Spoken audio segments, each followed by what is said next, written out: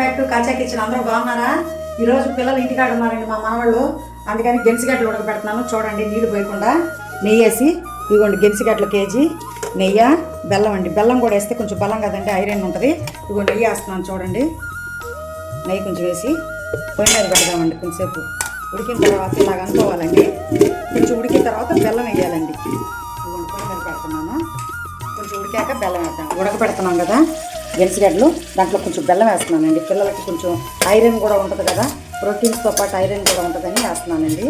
బెల్లం వేస్తే చాలా విటమిన్స్ అవన్నీ ఉంటాయి కదా. గెంసిగడ్డలు నెయ్యి బెల్లం వేసి ఉడకబెట్టింది చాలా మంచిగా ఉంటుందండి. పాకం పెట్టిన గడ్డలు అంటారండి ఇట్లా ఇలా చేసుకుంటే.